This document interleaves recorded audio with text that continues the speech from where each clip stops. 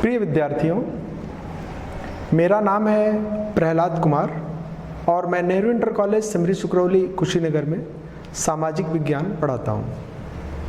कक्षा 10 में सामाजिक विज्ञान की 4 पुस्तकें हैं। उसमें से एक है लोकतांत्रिक राजनीति या डेमोक्रेटिक पॉलिटिक्स। इसी किताब का दूसरा पाठ है संघवाद। आज की कक्षा में इसी पाठ की हम लोग चर्चा करेंगे।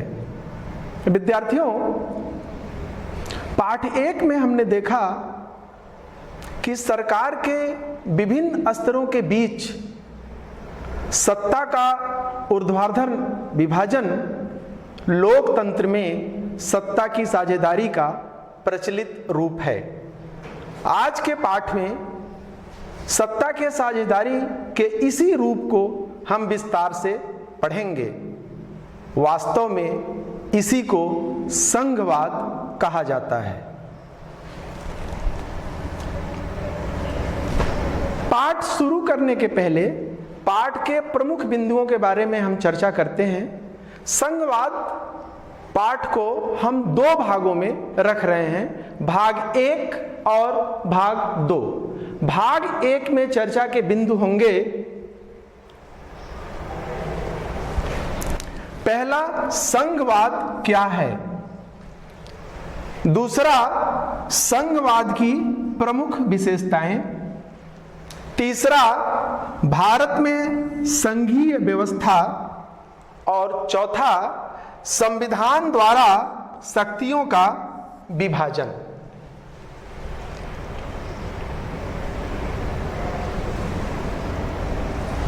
बच्चों, दूसरे वीडियो में संघवाद के दूसरे भाग की हम चर्चा करेंगे और उस भाग में जो चर्चा के बिंदु होंगे उसमें होगा पहला, संघीय व्यवस्था कैसे चलती है, दूसरा भारत के संविधान में जो 22 अनुसूचित भाषाएं हैं उनका हम जिक्र करेंगे, तीसरा भारत में विकेंद्रीकरण डिसेंट्रलाइजेशन इन इंडिया, और चौथा है भारत में स्थानीय स्वशासन local self government in India. जैसा कि हम जानते हैं लोकल सेल्फ गवर्नमेंट 2 हिस्सों में बटा हुआ है। पहला है नगरीय क्षेत्रों का स्थानीय स्वशासन और दूसरा है बच्चों ग्रामीण क्षेत्रों का स्थानीय स्वशासन। दूसरे वीडियो में पाठ के अंत में हम अभ्यास के प्रश्न आपके सामने रखेंगे जो पूरे पाठ पे आधारित है, और वो अभ्यास के प्रश्न में हम देखेंगे कि हमने क्या सीखा, क्या समझा, और इसके उत्तर अपनी उत्तर पुस्तिका में आप रखेंगे। तो बच्चों, पाठ शुरू करते हैं।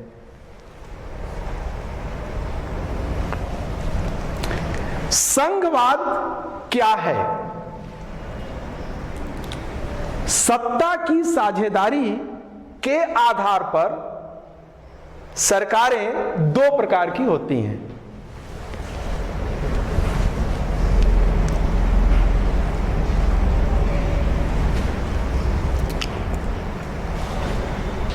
पहला है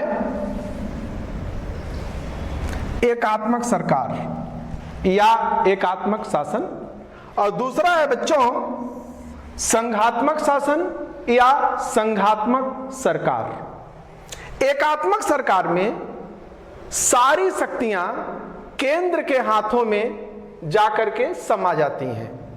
श्रीलंका में ऐसी ही सरकार है। दूसरा बिंदु है संघात्मक शासन। संघात्मक शासन में शक्तियां केंद्र और इकाई की सरकारों में बांट दी जाती है। जैसा कि आप जानते हैं कि सरकार के 2 या 3 स्तर होते हैं। पहला संघ सरकार या केंद्र सरकार, दूसरा राज्य सरकार या इकाइयों की सरकार, और एक तीसरा स्तर भी है जिसे हम स्थानीय स्वशासन कहते हैं। संघात्मक शासन व्यवस्था में सरकार के जो विधायी शक्तियां हैं वह केंद्र, राज्य और स्थानीय स्तर पे बांट दी जाती है। बच्चों, आपको याद होगा कि 1993 में बेल्जियम में कुछ संशोधनों के बाद संघात्मक शासन व्यवस्था के मॉडल को स्वीकार कर लिया गया था, अपना लिया गया था। मोटे तौर पर संघवाद में सरकार सरकार के 2 या अधिक स्तर होते हैं और संविधान के द्वारा उनके बीच, ये शब्द है बीच, शक्तियों का स्पष्ट विभाजन कर दिया जाता है। साथ ही ऐसी व्यवस्था भी कर दी जाती है कि कोई एक अकेला इसमें परिवर्तन ना कर सके, कोई चेंज ना कर सके। ऐसी व्यवस्था संविधान के द्वारा कर दी जाती है। अर्थात बच्चों, ऐसी व्यवस्था जिसमें सरकार के विभिन्न स्तरों के बीच शक्तियों का विधिक रूप से विभाजन कर दिया जाता है। साफ साफ शक्तियां दे दी जाती हैं केंद्र सरकार को, राज्य सरकार को और स्थानीय इकाइयों को। सरकार के इस मॉडल को हम संघवाद कहते हैं।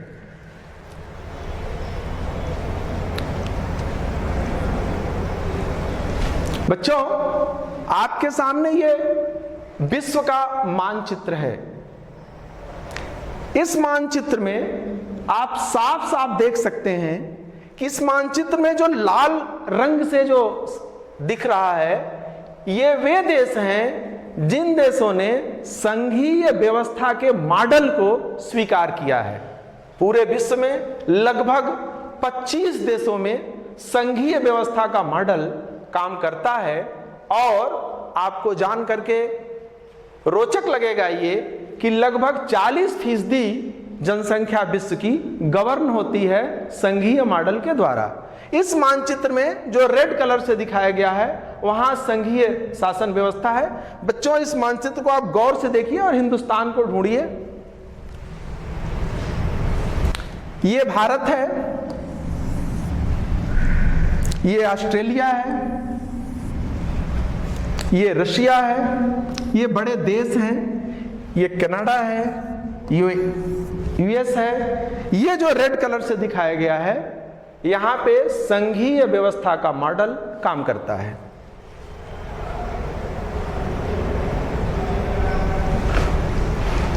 बच्चों, संघीय व्यवस्था की विशेषताएं क्या है, अर्थात संघीय व्यवस्था की खास बात क्या है, इस पे हम फोकस करते हैं खुद को।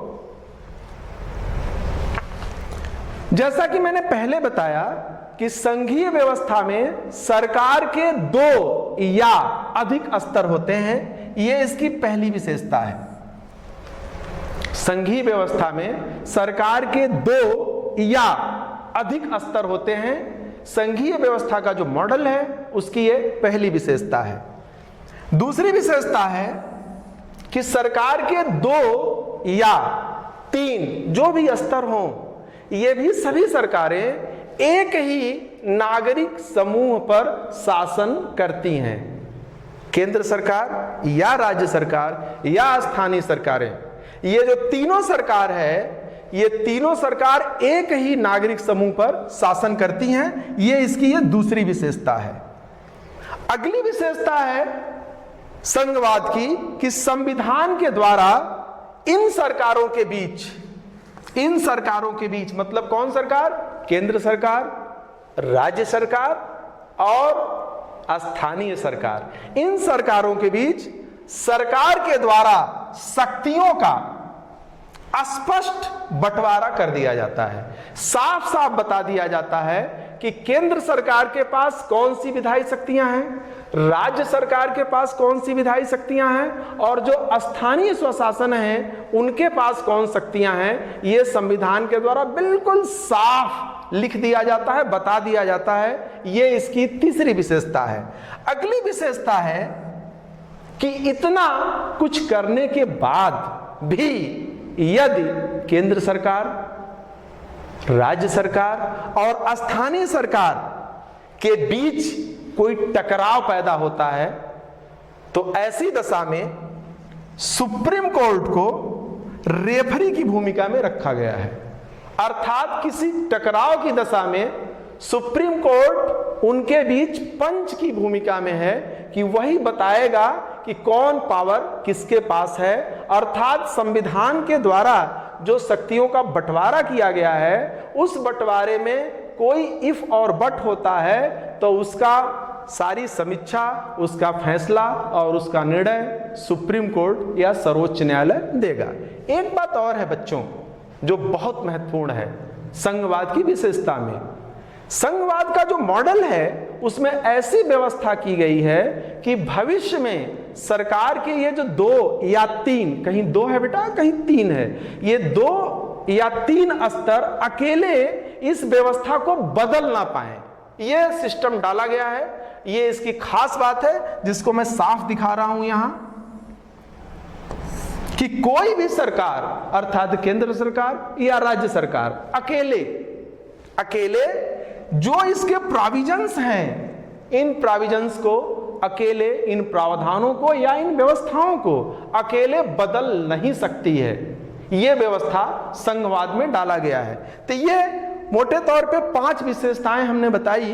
पहला कि सरकार के 2 या अधिकतम 2 या 3 स्तर होते हैं।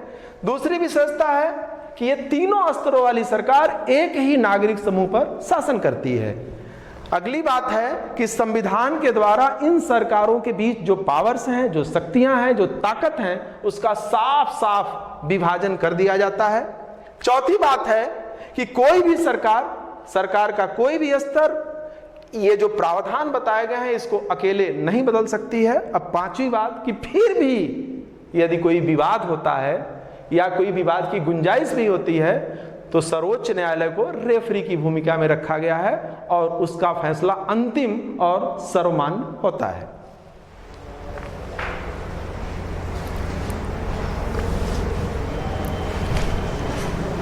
जो संघीय शासन की कल्पना की गई उसके 2 लक्ष्य बताए गए। क्या उसका टारगेट है, अर्थात संघीय व्यवस्था से हम पाना क्या चाहते हैं, किस लक्ष्य को हम बेधना चाहते हैं।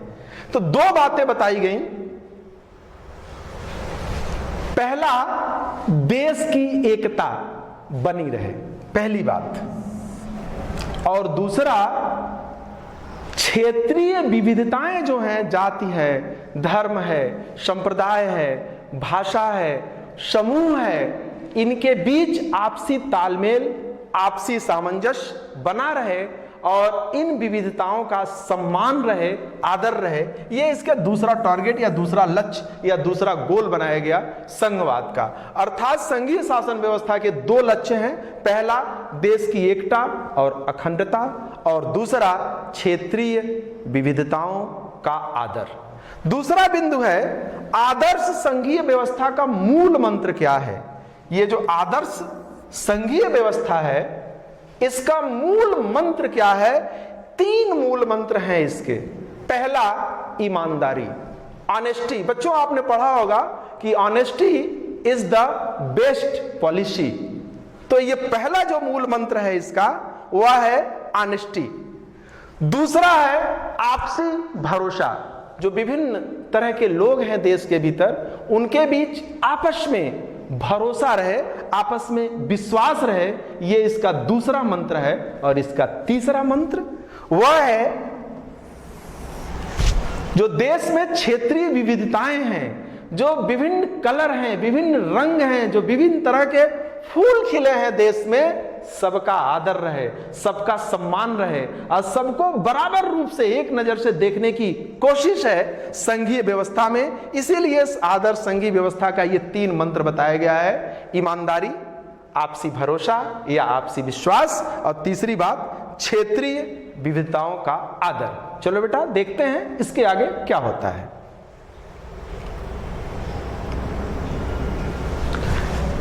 बच्चों ये तस्वीर आपके सामने पहचानिए, ये गुंबद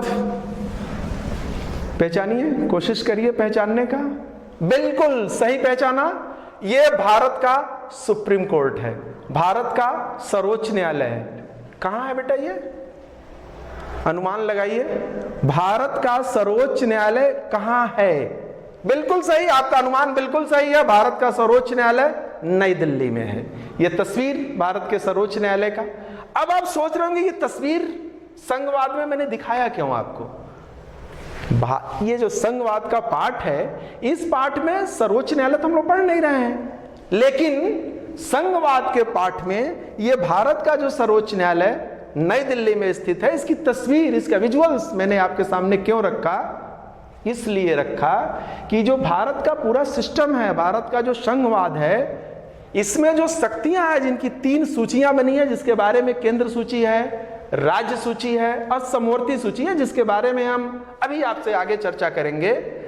उसमें अगर जो सरकारों के बीच अधिकारों को लेके, विधायी शक्तियों को लेके यदि कोई खींचतान होती है, कोई टकराव होता है या किसी भ्रम की स्थिति होती है, ऐसी दशा में भारत का यह सर्वोच्च न्यायालय निर्णायक की भूमिका में है, यह अंतिम फैसला देता है और इसका फैसला सरकार के सभी स्तरों को मान्य होगा। इसलिए ये तस्वीर मैंने ये विजुअल्स दिखाया आपको कि ये सर्वोच्च न्यायालय है जिसकी भूमिका रेफरी के रूप में है।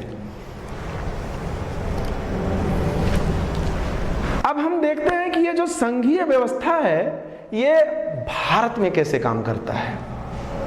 बच्चों, पिछले पाठ में जो पाठ 1 था, सत्ता की साझेदारी, उसमें हमने देखा कि जो 2 छोटे छोटे राज्य थे, पहला मैंने चर्चा किया था, याद करिए, यूरोप का एक छोटा सा देश बेल्जियम, बहुत छोटा, जिसकी आबादी लगभग 1 करोड़, अपने हरियाणा से भी छोटा, और दूसरा श्रीलंका, जिसकी आबादी लगभग 2 करोड़। ये पहले पाठ में हम लोग पढ़ चुके हैं। ये जो 2 छोटे देश थे, इन दोनों देशों को अपनी विविधताओं को बचाए रखने के लिए कितने पापड़ बेलने पड़े थे। अब बच्चों जरा सोचिए, भारत जैसे विशाल देश में हमें क्या करना पड़ सकता है, कितनी मुश्किलें झेलनी पड़ सकती है। वस्तुतः भारत जैसे विशाल देश में सत्ता की साझेदारी तलवार की धार पे चलने जैसी है। थोड़ा आपको पीछे ले चलते हैं।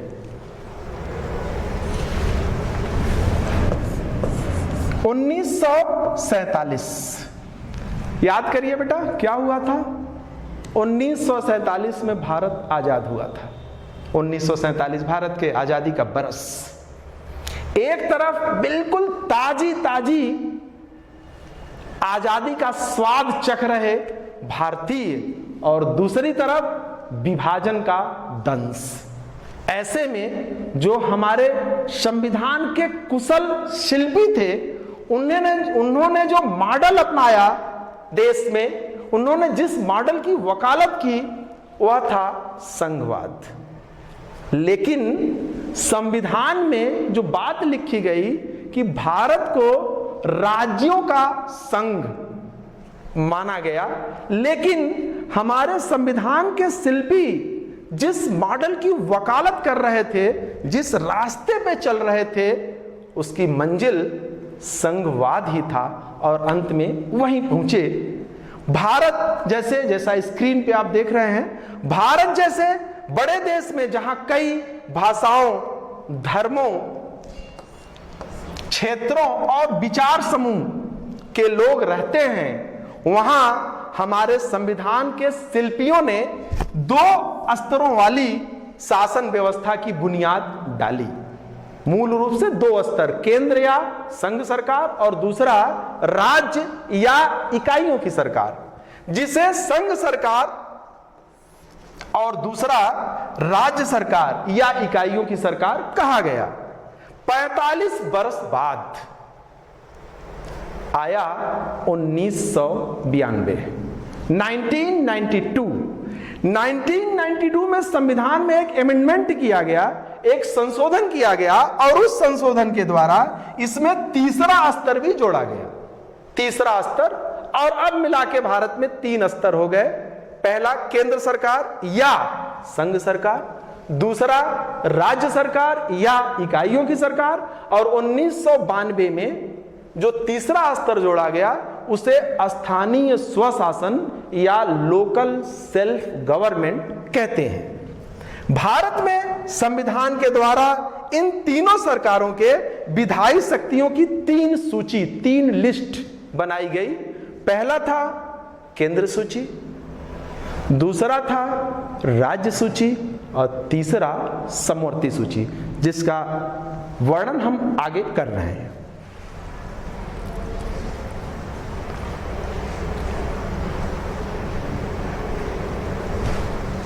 ये 3 सूची आ गई आपके सामने। पहला केंद्र सूची, जिसको अंग्रेजी में हम लोग यूनियन लिस्ट कहते हैं।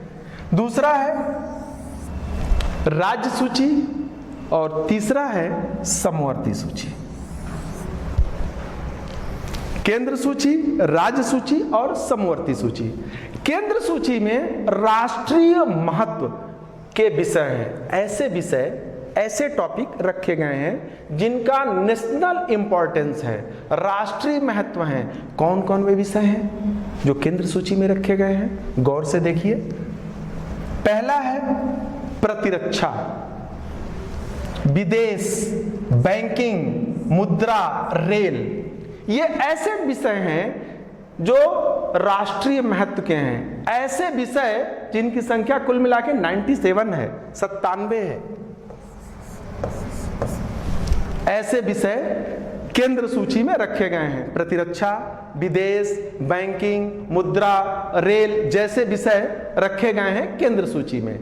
और ऐसे विषयों पर कानून बनाने का अधिकार सिर्फ केंद्र सरकार को है। ये जो विषय हैं, ऐसे विषयों पर कानून बनाने का अधिकार सिर्फ केंद्र सरकार को है। दूसरी लिस्ट का नाम है राज्य सूची। राज्य सूची में जो विषय रखे गए हैं उसमें है पुलिस, व्यापार, कृषि, सिंचाई और मनोरंजन जैसे स्थानीय और क्षेत्रीय महत्व के विषय हैं। इन विषयों पर सिर्फ राज्य सरकार या इकाइयों की सरकार को कानून बनाने का अधिकार है। इसके अतिरिक्त एक तीसरी सूची भी है जिसका नाम है समवर्ती सूची। समवर्ती सूची में शिक्षा। बच्चों यहाँ एक बात आपको बता दें, शिक्षा पहले राज्य सूची में था लेकिन बाद में इसको समवर्ती सूची में लाया गया है। शिक्षा, वन, विवाह और उत्तराधिकार ऐसे जो विषय हैं, ऐसे विषय समवर्ती सूची में रखे गए हैं। ये जो समवर्ती सूची में जो विषय हैं, उदाहरण के तौर पे मैंने आपको बताया कि एजुकेशन है, फॉरेस्ट है, शादी है, उत्तराधिकार है, ऐसे विषय समवर्ती सूची में रखे गए हैं और इस पर दोनों सरकारें कानून बना सकती हैं। लेकिन यदि केंद्र सरकार भी शिक्षा पे कानून बना दे और राज्य सरकार भी कानून बना दे तब क्या होगा? दोनों में लड़ाई, कुश्ती क्या होगा? ऐसी दशा में जो केंद्र सरकार के कानून होंगे वह मान्य होंगे और राज्य सरकार के द्वारा बनाए गए कानून निष्प्रभावी हो जाएंगे। अर्थात समवर्ती सूची में जो विषय हैं उन विषयों पर यदि केंद्र और राज्य दोनों सरकारें कानून बना देती हैं तो ऐसी दशा में केंद्र सरकार का कानून प्रभावी होगा।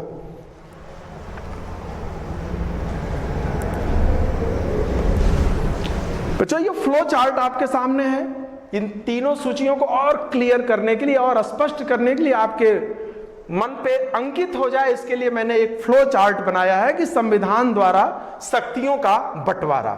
शक्तियों के बंटवारे में आप देखिए 3 गोले आपके सामने बने हुए हैं, केंद्र सूची, राज्य सूची, समवर्ती सूची। बहुत साफ साफ हमने कोशिश किया है कि इस विजुअल्स के द्वारा, इस फ्लो चार्ट के द्वारा साफ साफ बताया जा सके कि केंद्र सूची में रक्षा, विदेश, बैंकिंग और मुद्रा जैसे राष्ट्रीय महत्व के विषय हैं। राज्य सूची में पुलिस, व्यापार, कृषि, सिंचाई और मनोरंजन जैसे क्षेत्रीय और स्थानीय महत्व के विषय हैं। और तीसरा समवर्ती सूची है, जैसा मैंने पहले बताया कि दोनों सरकारें उस पर कानून बना सकती हैं, वह है शिक्षा, वन, विवाह और उत्तराधिकार। बिल्कुल साफ हो गया है बच्चों कि 3 सूचियां हैं, केंद्र, राज्य और समवर्ती। जैसा कि नाम से स्पष्ट है, केंद्र सूची में जो विषय है उस पर केंद्र सरकार कानून बनाएगी। राज्य सूची जो दूसरी लिस्ट है उसमें जो विषय है उस पर राज्य सूची कानून बनाएगी। और जो तीसरा है समवर्ती सूची, उस पे दोनों सरकारें कानून बना सकती हैं। लेकिन यदि दोनों विषय, किसी खास विषय पे दोनों सरकारें कानून बना दी तो केंद्र सरकार का कानून लागू होगा, राज्य सरकार का कानून निष्प्रभावी हो जाएगा।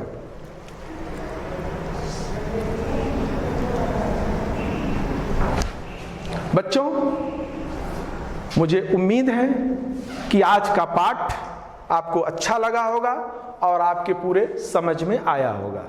संघवाद पाठ का में जो शेष बिंदु चर्चा के रह गए हैं उसके अब विस्तार से वर्णन हम भाग 2 में करेंगे।